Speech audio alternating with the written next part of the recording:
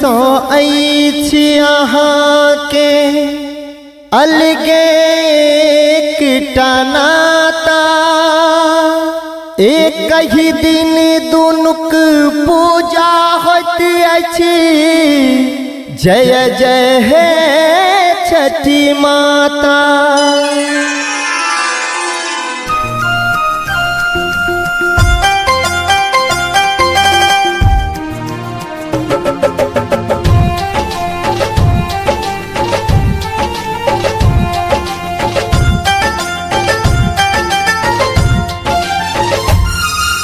अर्जी करै छी सुनु हे छठी मैया, अर्जी करै छी सुनु हे छठी मैया, अर्जी करै छी सुनु हे छठी मैया।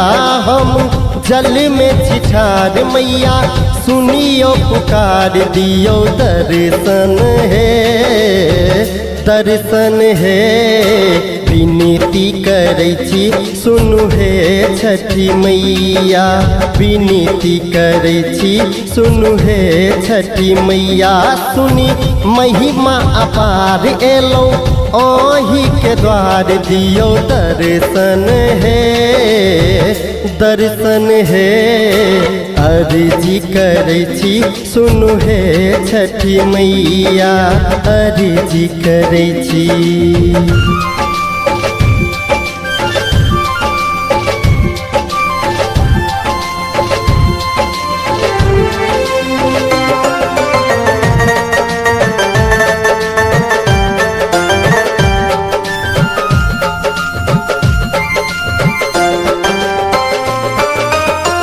रंग बिरंगी सुंदर लागे जगमग कोरे घाट है, ललकी चुनरिया डाला लोको सबकी जो है बाट है।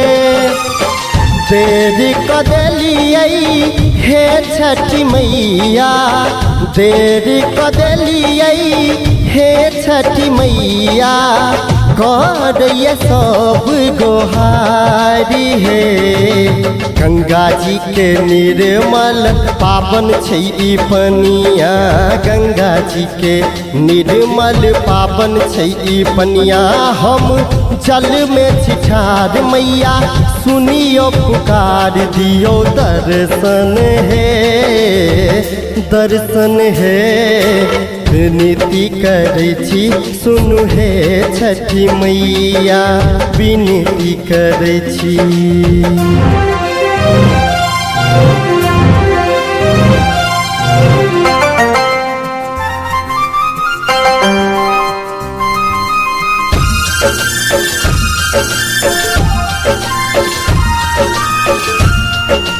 हो हो हो हो हो हो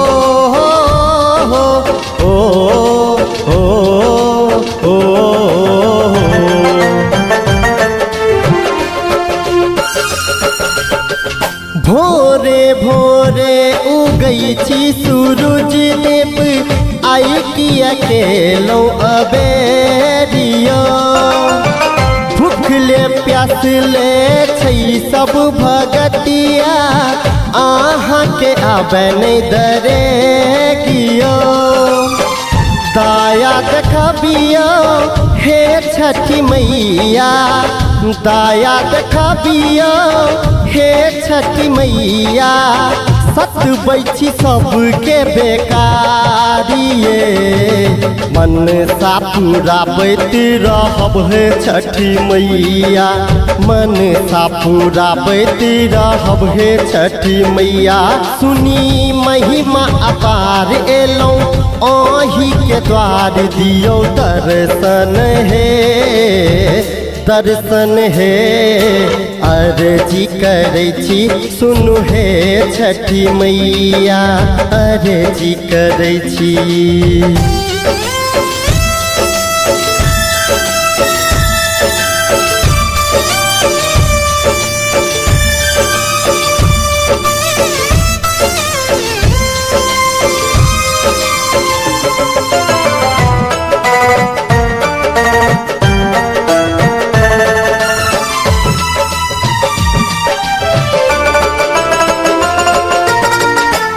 पूजा के डाला साजी कमैया ओही के धरी हम ध्यान है बोझक बोझ कुसियार चढ़ेलौं के रोक अछि बागान है फल फूल नारियल लक मैया फल फूल नारियल लक मैया चरण में केलौं प्रणामिए सूरज परदेसी संग मनोज सिंघानिया धीरज शशांक संग संगम सूरज सूर्या सुनी महिमा अपार एलौं ओही के द्वार दियो दर्शन है